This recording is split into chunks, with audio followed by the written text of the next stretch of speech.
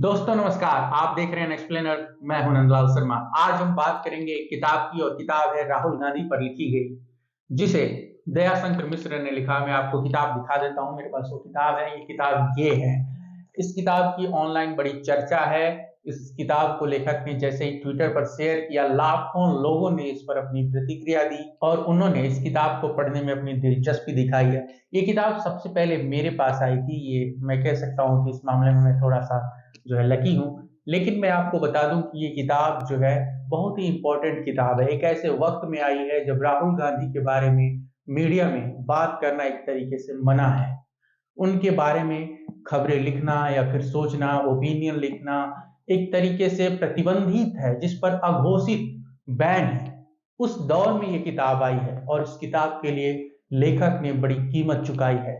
इस किताब को पहले तो उन्हें कहा गया कि इस किताब को आप पब्लिश मत करिए, आप किताब लिख नहीं सकते। और उसके बाद जब लेखक ने कहा कि मैं ये किताब लिखूंगा चाहे कुछ भी हो जाए, तो फिर उन्हें नौकरी से इस्तीफा देना पड़ा।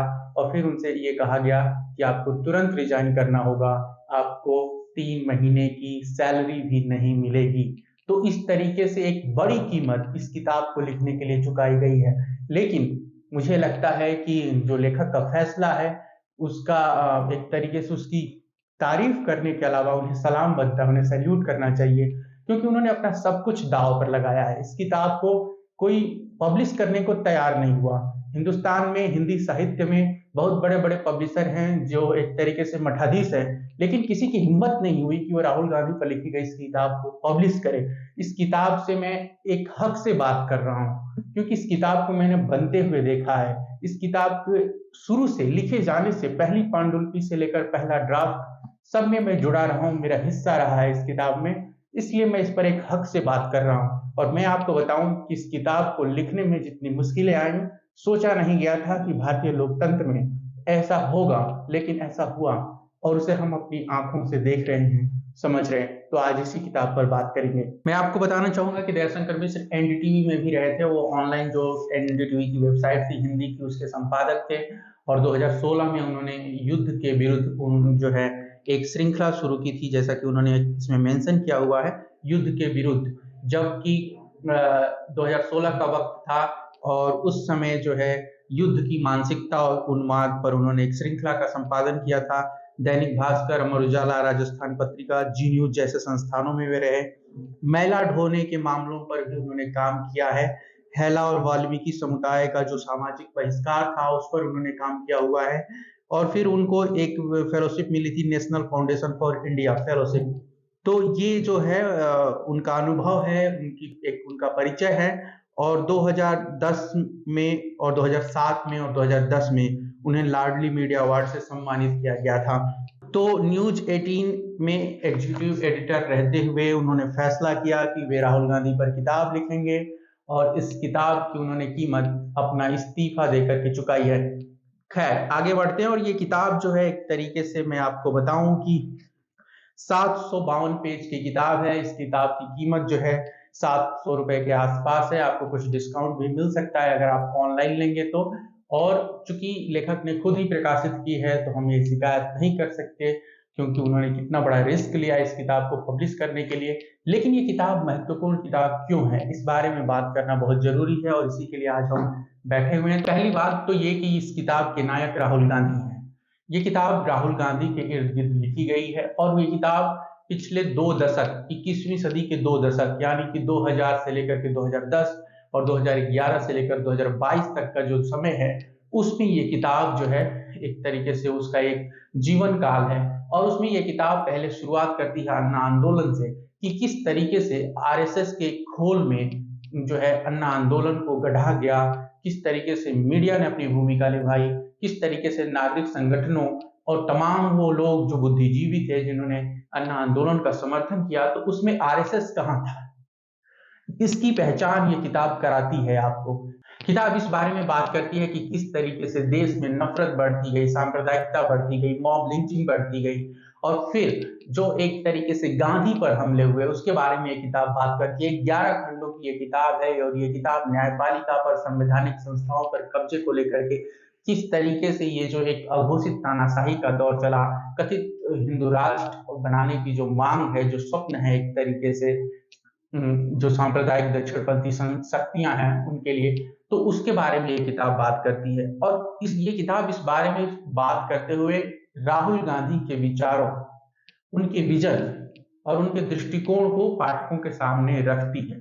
चाहे वो नियमगिरी की लड़ाई हो, चाहे जयपुर में उपाध्यक्ष के तौर पर उनका भाषण हो। अगर जयपुर में उपाध्यक्ष के तौर पर राहुल गांधी का आप भाषण सुनेंगे तो आपको पता चलेगा कि राहुल गांधी के तब के विचारों में और आज के विचारों में कोई खास अंतर नहीं है। राहुल गांधी वही हैं। बस हुआ ये कि भारत जोड़ो यात्रा राहुल गांधी को हमें अपने करीब लेकर के आई, और जब हम उनके करीब गए, या हम ये कहें कि राहुल गांधी चलकर हमारे करीब आए, तब हमने उन्हें जाना कि असल में राहुल गांधी हैं क्या। तो भारत के प्रति जो आइडिया ऑफ इंडिया है राहुल गांधी का, वो क्या है, वो क्या सोचते हैं। उनके भाषणों के जरिए, उनके विचारों के जरिए एक व्यक्ति को जानने का जो एक तरीका है, वही राहुल गांधी पर इस किताब में अपनाया गया है। और राहुल गांधी जब गौरी लंकेश पर अपनी बात करते हैं, रोहित वेमुला पर बात करते हैं, तमाम संवैधानिक संस्थाओं पर जो कब्जा है उसकी जो बात करते हैं, तो ये क्या है। आप ये देखिए कि संसद को किस तरीके से कब्जे में लिया गया, चुनाव आयोग ने किस तरीके से सरेंडर किया, न्यायपालिका में जो जजों का एक तरीके से रुझान है, अयोध्या के फैसले को लेकर के हो, चाहे वो नोटबंदी के फैसले को लेकर के हो, किस तरीके से न्यायपालिका ने इस अघोषित तानाशाही को साकार करने में अपनी भूमिका निभाई है। किताब उस पर भी बात करती है। और फिर किताब आगे बढ़ते हुए राहुल गांधी पर फोकस करती है और उन्हें जो लोकतंत्र के जननायक के रूप में एक तरीके से प्राण प्रतिष्ठित करने का काम करती है। तो ये किताब जो है बहुत ही दिलचस्प किताब है, और मैं आपको ये कहना चाहूंगा कि अगर आप ये किताब पढ़ते हैं तो ये किताब आपको पूरी तरह से बदल देगी। और इस मामले में ये किताब कामयाब भी है, क्योंकि जो भी अगर राहुल गांधी के बारे में इस किताब को पढ़ने में दिलचस्पी जगाता है तो उसे दिखता है। दरअसल ये किताब एक कैनवास पर तस्वीर भी है, जो तमाम घटनाओं को रख के आपके सामने दिखाती है और बताती है कि राहुल गांधी दरअसल हैं क्या, उनका सच्चा स्वरूप क्या है। और जब आप उससे वाकिफ होते हैं तो आप राहुल गांधी के साथ खड़े होते हैं, लोकतंत्र और संविधान बचाने की लड़ाई में खड़े होते हैं, उसके भागीदार बनते हैं, सहभागी बनते हैं। किताब इस बारे में भी बात करती है, और मैं बहुत जल्द ही किताब के लेखक से आपको रूबरू कराऊंगा। उम्मीद है, कोशिश है कि उन्हें समय मिले और वो हमारे साथ आए आपसे बात करने के लिए। तो ये किताब एक महत्वपूर्ण किताब है। मैं आपसे फिर कहूंगा कि ये किताब की मोटाई या उसके मूल्यों को लेकर के न जाइए। ये किताब दरअसल उस समय लिखी गई है जब मीडिया में राहुल गांधी के बारे में बात करना एक तरीके से मना है, खबरें नहीं लगाई जाती हैं, मना किया गया होता है, और कोई सीधे नहीं कहता है, लिखित नहीं देता है, अघोषित रूप से कहा जाता है, जुबानी कहा जाता है, उसका कोई दस्तावेज नहीं होता है। तो संपादक या लेखक या जो आप कहें कि दयाशंकर मिश्र ने जो ये रिस्क लिया है, एक बड़ा रिस्क है। आज कोई भी राहुल गांधी पर किताब लिखने वाले को नौकरी देने के लिए तैयार नहीं है। नौकरियां जा रही हैं अगर आप राहुल गांधी के बारे में बोलते हैं, लिखते हैं तो। उसी एग्जीक्यूटिव एडिटर जिस संस्थान में वो थे राहुल दयाशंकर मिश्र जी, तो आप ये देखिए कि राहुल शिवशंकर ने नरेंद्र मोदी पर किताब लिखी और वहां वो उसी नेटवर्क के टीम में काम कर रहे हैं, और राहुल गांधी पर किताब लिखने वाले व्यक्ति को जो है साइड लगा दिया जाता है, बोला जाता है कि आप इस्तीफा दो, किताब पब्लिश नहीं कर सकते, अगर किताब पब्लिश करनी है तो संस्थान से जाना होगा। तो इन सब सारी बातों पर बात करती है किताब इस मायने में भी पढ़ी जानी चाहिए कि ये जो राहुल गांधी जो बातें कर रहे हैं, दरअसल वो जो बातें कर रहे हैं वो कहां से कर रहे हैं, क्यों कर रहे हैं, उनका संदर्भ क्या है। अगर आप इस किताब को देखें तो इसमें लिखा गया कि 21वीं सदी में भारत के पहले पुनर्जागरण की गाथा। मैं नहीं जानता कि ये पुनर्जागरण अभी तक हुआ है या नहीं, क्योंकि जब तक जनता राहुल गांधी के साथ नहीं खड़ी होगी हम ये नहीं कह सकते कि पुनर्जागरण हुआ है। लेकिन इसकी झलक हमें मिलती है। इसकी झलक कहां से मिलती है, तो इसकी झलक भारत जोड़ो यात्रा से मिलती है। भारत जोड़ो यात्रा ने हमें दिखाया कि जनता राहुल गांधी के साथ सड़कों पर चली, उनके साथ खड़ी हुई, उनके विचारों को उसने तवज्जो दी, और ये बताया, चाहे वो कर्नाटक का चुनाव हो, चाहे हिमाचल का चुनाव हो, या फिर 5 राज्यों के चुनाव में जो हम देख रहे हैं, उसमें भी ये बात साफ हो रही है कि राहुल गांधी के साथ जनता खड़ी होने लगी है। उनके जो विचार है, उनके जो आइडिया ऑफ इंडिया है, उसको स्वीकार कर रही है, उस पर यकीन कर रही है। तो ये जो किताब है, ये किताब बताती है कि राहुल गांधी का विजन क्या है, उनकी लड़ाई क्यों इस देश और संविधान के पक्ष में है, क्यों एक पाठक को या एक नागरिक को राहुल गांधी की इस लड़ाई को समझना होगा, उनका समर्थन करना होगा। अगर मैं ये बात कह रहा हूँ कि उनका समर्थन करना होगा, उनका सहयोग करना होगा और कैसे लोकतंत्र खतरे में है, ये किताब उस ओर इशारा करती है, तो ये किताब दरअसल यही बात कहती है। इसीलिए मैं ये कह रहा हूँ, मैं अपनी तरफ से नहीं कह रहा कि मेरा ये ऑब्जर्वेशन नहीं, ये किताब कहती है। और ये बात जो है राहुल गांधी कहते हैं इस किताब में। तो इस किताब की ये पूंजी है। इसके बाद भारत जोड़ो यात्रा में जो राहुल गांधी के भाषण हैं, वो सारी चीजें हैं इसमें।